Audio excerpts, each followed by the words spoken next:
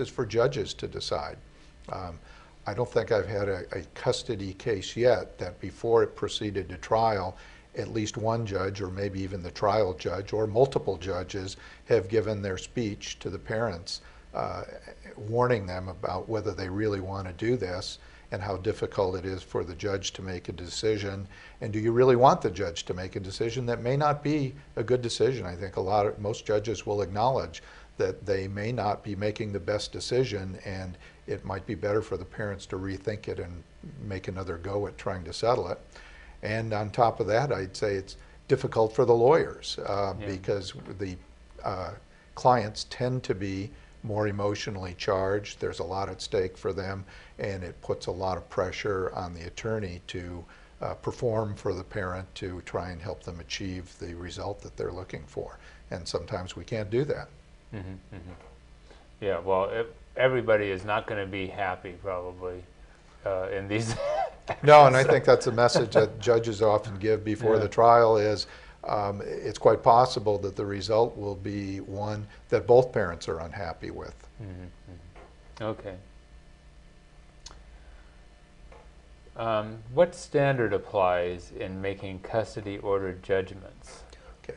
Well, the primary standard in an initial child custody order is best interests of the child or children. So it's a very broad concept looking at what really is best for the children. It's not the convenience of the parents, although in negotiations, often the negotiation is from the standpoint of the convenience or needs of the parents.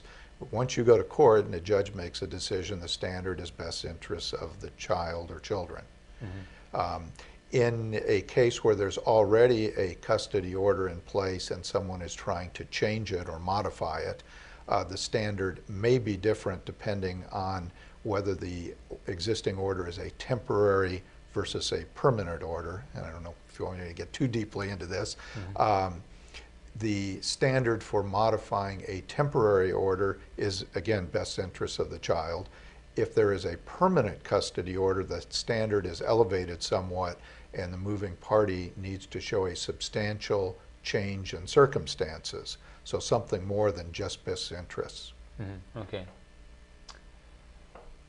Okay, one of the things, again, emotionally charged is when you have a visitation as a condition. And so the question is, when will supervised visitation apply in these cases? Okay, well, supervised visitation is something you'd see in where there's more extreme conflict. It may or may not be justified. It's often something that happens early on in the course of a case where there are serious allegations of child abuse or a neglectful parent. It could be drug abuse, habitual alcohol abuse, or something that really affects the child's safety issues. Parent may be perhaps not giving medication improperly, some level of incompetence by a parent. And so in those cases, if there's justification found by the court or someone working for the court at Family Court Services, who would be a mental health professional doing some sort of a quick evaluation, the recommendation may be for supervised visitation where a parent is not permitted to be with the child without somebody there to actually watch them and make sure they're not engaging in whatever conduct it's suspected they may be endangering the child with. Mm-hmm. Okay. All right, so when you have these supervised visitation requirements, who's the supervisor? Well, sometimes it's negotiated, and it could be as simple as a friend, a neighbor, a parent, a grandparent. Often people will agree on relatives. If it's not a real serious case of neglect or abuse, the parent who's alleging the other parent needs supervision might agree to let some relative of the supervised parent actually conduct the supervision more informally. In more serious cases, or where you cannot agree on a supervisor, a relative, a friend, there are companies, private companies, that actually perform these services. There are several of them, and at a fee, at an hourly rate, they will provide someone who is trained to supervise the parent and will actually be there from delivery of the child to return to the child. In the case of a supervision where the parent's permitted to maybe have their visits at home or outside of public place. And then there are other cases where the supervision is required to take place at a supervision center, where the child is dropped off, meets the parent there, and is in a closed environment in a building that they're not permitted to leave. Wow. And that can be very expensive. Yeah. Wow. Okay, well, when you have this type of requirement, the supervised visitation, how long does the requirement tend to apply? That can be all over the place. I've seen it apply for years. I guess theoretically, in some cases, it could apply forever if there was some determination that a parent really was an existing danger for a child and would continue to be so. Typically, what I see is these cases are made in the preliminary stages while the dissolution is going on, and the parent who allegedly needs supervision meets certain conditions.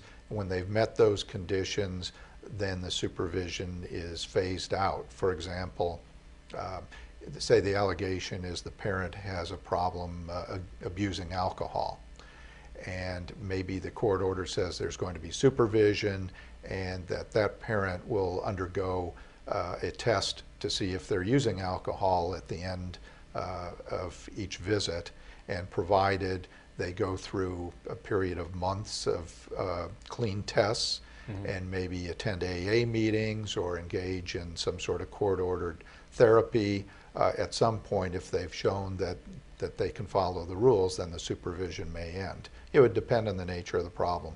A lot of cases you see drug testing, either regular drug testing or random drug testing, and if someone's able to demonstrate over a period of time that they've addressed the problem, or maybe shown that there was never a problem to begin with, then the supervision may end. I mean, what I see in some of these cases, I think the allegations made against the parent who's put under supervision turn out to not be legitimate, and maybe the parent making the allegations has made them up completely, or perhaps they've exaggerated them in their own mind and the problem isn't as great as they think it is, and the parent who wrongfully is put under supervision at some point can show that it's not justified and that they are safe with the child.